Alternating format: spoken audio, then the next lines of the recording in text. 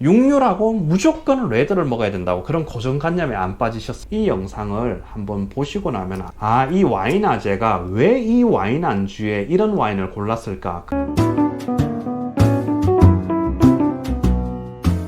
안녕하세요, 와인아재입니다. 요즘 코로나 시국이라서 집에서 와인 드시는 분들 많으시잖아요. 요리를 엄청 대단하게 하시는 분들은 문제가 전혀 없겠지만은 요리를 많이 안 해보신 분들은 집에서 와인 드시려면 같이 먹는 음식이 참 애매해요. 우리 희대의 난제 있잖아요. 오늘 뭐 먹지? 동영상 목록에 와인 안주 코너를 하나 만들어서 간단하게 밀키트 같은 걸로 요리하거나 배달 같은 거 시켜서 와인하고 마실 수 있는 방법 제가 알려드리고 있어요. 마리아주 그러면은 좀 어렵게 생각하시는 분들이 많으세요. 쉬워요. 생각보다. 한국식으로 하면 와인 안주예요. 우리의 한국도 그렇잖아요. 어떤 음식하고 궁합이 맞다. 뭐 예를 들어서 새우젓 돼지고기 수육 먹을 때 같이 먹잖아요. 돼지고기하고 새우젓은 참 잘 어울리는 궁합이다. 와인에서도 그런 게 있어요. 와인하고 음식하고 잘 어울리는 매칭이 있거든요. 와인의 맛이 조금은 부족한 부분, 아니면 음식의 맛이 조금 부족한 부분, 이 부족한 부분을 서로 와인과 음식이 보완을 해주면 어우러지게 하는 방법이 있고, 서양의 디저트 먹을 때 단 거 먹잖아요. 초콜릿 무스나 뭐 아이스크림 같은 거 달콤한 걸로 식사를 마무리하게 되는데, 그때 그 달콤한 거하고 아이스 와인 같은 굉장히 달콤한 와인이 있어요. 시너지 효과를 통해서 극대치로 그 단맛을 끌어올리는 그런 경우가 있어요. 어쨌거나 쉽게 이야기하면 마리아주는 뭐다? 와인 안주예요. 이 와인하고 잘 어울리는 와인 안주 고르는 거예요. 그래서 제가 카테고리 이름을 와인 안주로 정했거든요. 그 와인 안주를 선택하는데 몇 가지 원칙이 있어요. 첫 번째로 제조의 종류나 질감, 색감을 생각하셔야 돼요. 제조의 종류라고 하면 뭐 어떤 게 있을까요? 소고기를 먹느냐, 돼지고기를 먹느냐, 닭고기를 먹느냐, 고기의 종류가 다 다르죠. 아니면은 생선을 먹느냐, 어패류를 먹느냐, 문어, 낙지같이 종류가 다른 거를 먹느냐, 거기에 따라서 와인의 카테고리가 달라집니다. 그 다음 제조의 질감은 어떤 게 있을까요? 닭가슴살 먹을 때 보면은 쪽쪽 찢어 먹을 수 있잖아요. 결이 달라요. 그거랑 소고기나 돼지고기 같은 경우는 어떻죠? 질감이 다르잖아요. 색감이라고 하는 거는 제조의 컬러예요. 거시적으로 이야기하면은 육류에는 레드 와인, 생선이나 어패류는 화이트 와인, 이 정도는 누구나 알고 계실 거예요. 이렇게 거시적으로 이야기하면은 레드 와인, 화이트 와인, 육류, 생선, 어패류 이렇게 나눠지지만 이 안에 이렇게 교집합이 많아요. 예를 들어서 닭고기를 생각해 보세요. 육류예요. 레드 먹어야 될 것 같죠? 근데 닭고기의 색감이 어떻죠? 하얗죠? 그럴 때는 화이트를 먹어도 돼요. 예를 들어서 치킨 같은 경우에 리슬링 트로켄하고 드라이하고 굉장히 잘 어울리거든요. 그러면 생선 중에서는 어떤 게 레드하고 어울릴까요? 연어 같은 경우에는 생선이지만은 분홍빛을 띠죠. 부드러운 레드 와인하고도 잘 어울려요. 특히나 훈제 연어 같은 경우에는 피노누아 같은 레드 와인의 여왕이라고 불리는 굉장히 부드러운 오크 숙성된 레드 와인도 훈제 연어에 굉장히 잘 어울리게 됩니다. 생선에는 무조건 화이트를 먹어야 된다고 생각하실 필요도 없고, 육류라고 무조건 레드를 먹어야 된다고 그런 고정관념에 안 빠지셨으면 좋겠어요.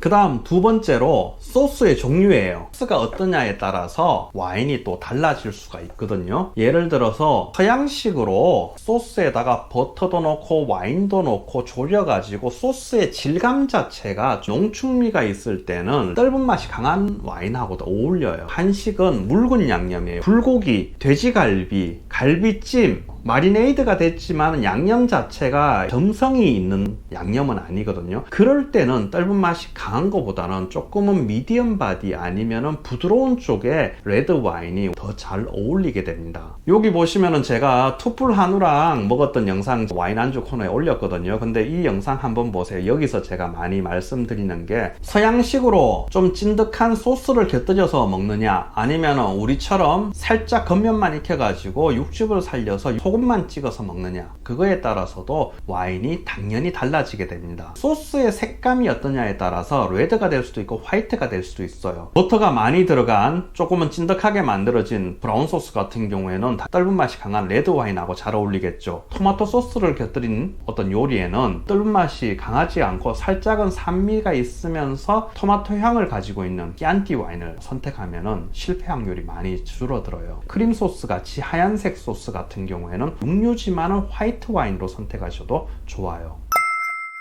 세 번째로 요리의 방법과 시간에 따라서 와인의 선택도 달라질 수 있어요. 내가 이 식재료를 가지고 어떻게 요리를 하느냐 거기에 따라서 달라지겠죠. 소고기를 먹는데 배 싹 채 썰어 가지고 그 다음 계란 노른자 하나 이쯤 하면 뭐가 나오죠? 육회가 나오죠. 육회를 드신다면은 요리 자체가 없잖아요. 생으로 드시면 소고기 자체의 부드러운 질감이 그대로 섞이게 되죠. 그리고 배를 씹었을 때 나오는 그 배즙의 시원함과 계란 노른자의 그 고소함 그게 어우러지면서 우리가 육회를 보통 드시게 되잖아요. 제일 많이 우리가 소고기 드시는 방법 구워서 드시잖아요. 굽게 되면 겉이 마이야르 반응이 일어나면서 갈변화가 되면서 겉이 약간 크리스피해지고 속은 촉촉 겉바속촉. 당연히 육회하고 이 맛하고 다르겠죠. 그러면 같은 소고기로 또 어떻게 할 수 있죠? 찜으로 먹었을 때 양념에 이렇게 재워놓고 난 뒤에 조리 시간도 굉장히 오래 걸리잖아요. 갈비 딱 한 대 들고 뜯으면은 싹 벗겨지죠. 그리고 씹었을 때 고기 자체가 굉장히 부드럽죠. 근데 그게 육회의 질감하고 또 다르잖아요. 이 조리 방법에 따라서 와인이 다 달라져야 됩니다. 당연히 시간이 여기에 들어가죠.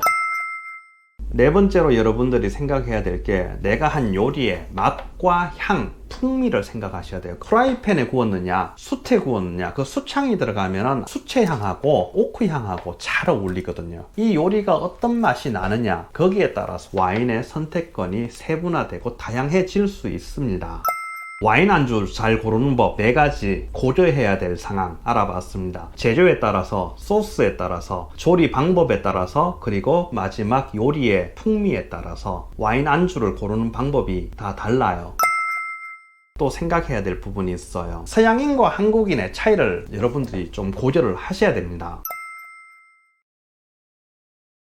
먼저 서양과 한국의 시스템적인 차이를 좀 알아보셔야 됩니다. 밥을 먹을 때 밥 먹는 시스템이 달라요. 한상 요리냐 코스 요리냐 거기에 따라서 많이 달라지거든요. 우리 밥을 먹을 때도 그렇잖아요. 식당에 가면 한 상에 음식들이 쫙 나오잖아요. 3첩 반상이 있고 5첩 7첩 이렇게 가지수에 따라서 우리가 한 상에 모든 요리가 나오게 됩니다. 서양은 어떻죠? 코스 요리예요. 하나하나 차례대로 나오게 됩니다. 어려워하는 게 서양에서는 이제 코스로 나오니까 메인 요리에 와인을 맞추게 돼요. 근데 우리는 한 상 위에 맛이 굉장히 다양하잖아요. 그럴 때 와인을 어디에 맞춰야 될까요? 가볍게 드실 때는 우리네 한 상의 메인 요리에 와인을 포커스를 맞추시면은 와인 안주 선택으로 손색이 없으실 거예요.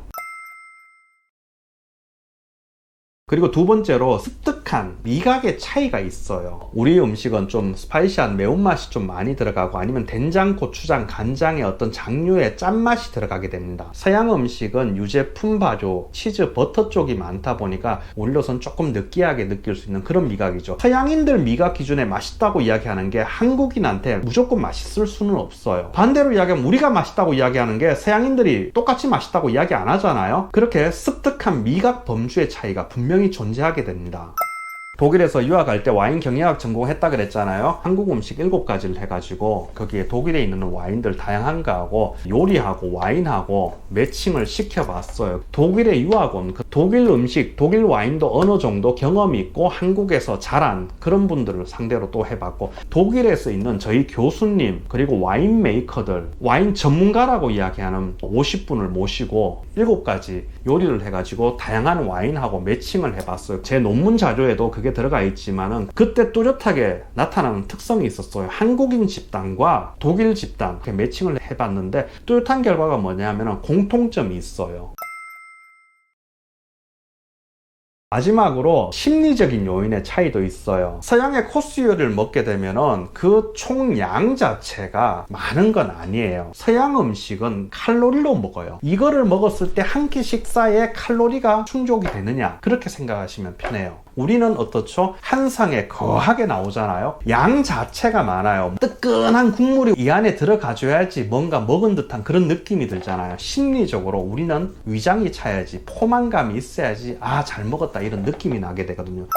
제가 오늘 원론적인 부분을 여러분들한테 말씀해 드리는 게 와인 안주 코너를 계속 만들어 갈 때 이런 원칙에 입각해서 와인 안주를 제가 계속 골라갈 거거든요. 이 영상을 한번 보시고 나면 이 와인 아재가 왜 이 와인 안주에 이런 와인을 골랐을까 원칙에 따라서 이유 자체가 나오게 됩니다. 여러분들이 와인을 고르실 때 서양인들이 이야기하는 기준대로 우리가 따라간다고 해서 무조건 맛있게 느껴진다는 건 아니라는 거. 반대로 내 입맛 자체만 가지고 와인을 골랐을 때는 실패할 확률이 많아요. 어느 정도 그 절충한 교집합을 잘 찾아가지고 와인을 고르시면은 이 와인을 더 맛있게 드실 수 있으시거든요. 주관적인 기여도에 정답은 없지만은 그래도 보다 더 많은 사람들이 맛있게 느낄 만한 그런 시스템은 분명히 있어요. 이상 와인아재였습니다. 감사합니다.